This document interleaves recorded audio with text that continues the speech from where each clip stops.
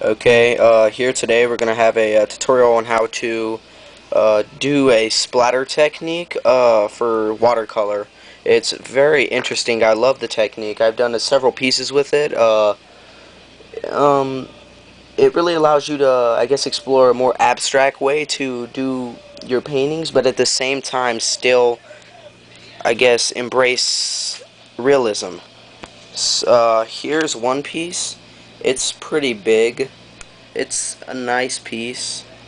It's a heart organ mixed with an actual heart and a disco ball.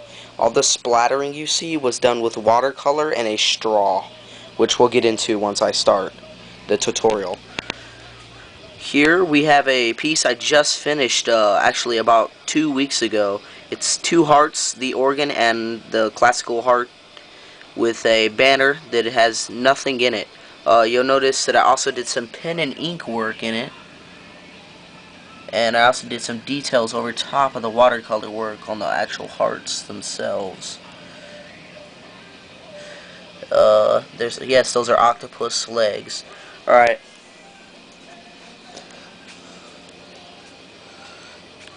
We're going to go ahead and get started on the tutorial. Today we're going to have this very, very basic drawing I did in a couple minutes.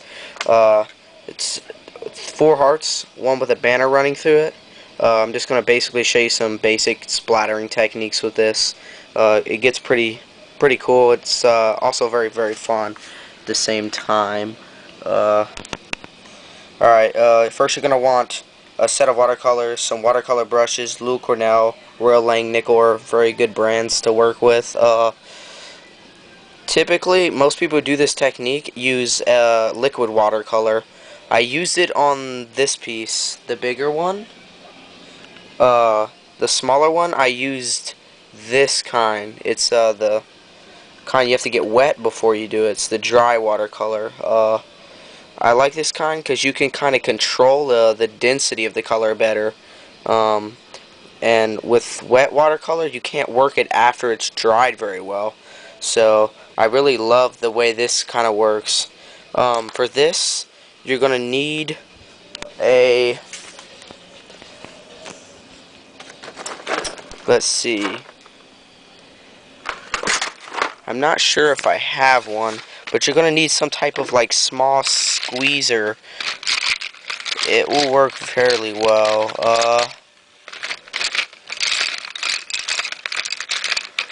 Here we are. This is what I typically use. They come smaller, bigger. I like the bigger ones. With this technique, you really can't be afraid of the paint. You gotta really embrace the messiness of it, or else your piece will not come out very well.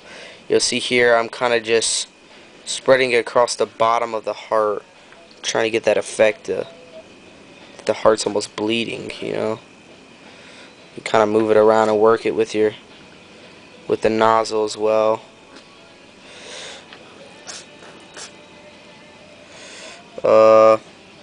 Go in here, do some work. Now I'm gonna show you what you can do with this straw. It's very, very interesting. Alright, check this out. You're gonna blow into the straw and kind of splatter everything.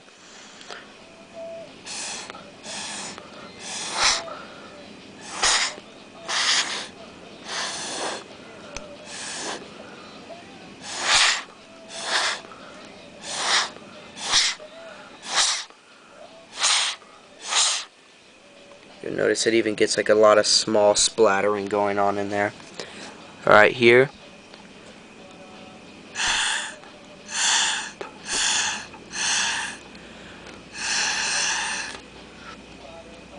Alright. It's already developing pretty well. You notice here you run out of water pretty quick.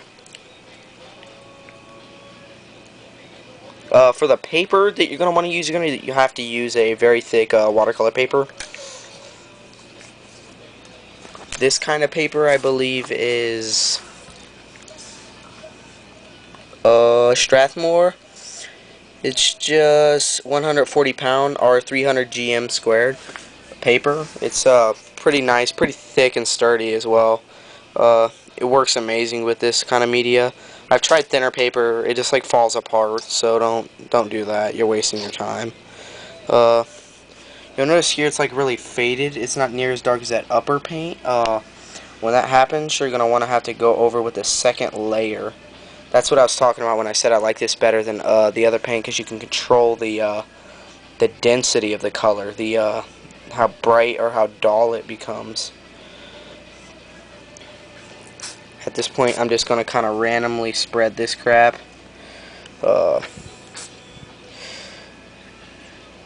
This can get pretty messy. You want to be careful so you don't get it everywhere, because you can ruin your piece, especially if you're trying to keep a nice white background, which I try to do with a lot of these pieces. I've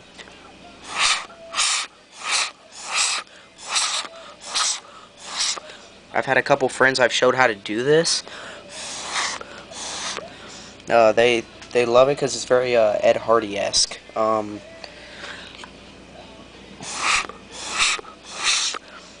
A lot of their finished products came out very, very good, considering the fact that they're not artists whatsoever. It's a very, very simple technique. You can really take advantage of it. I mean, even a simple drawing like this is already coming together and starting to look pretty cool, considering that I spent probably a minute or two on the actual initial drawing. You can go in and do multiple colors, layering, add purple to the reds, just all kinds of crazy stuff. I'll post the final product once I'm done, but besides that, that's pretty much all you have to do with this kind of stuff. I like to utilize gouache paint. I'm not sure if that's how you pronounce it, gouache, but whatever it is, it works well with this. I want to try to, I guess, use it to, I guess, go and find details, edit the red, kind of darken it. You can re-red the water paint. Like here, I'll show you. You see I'm moving it by brush. With liquid watercolor, this is a lot harder to do, unfortunately. I love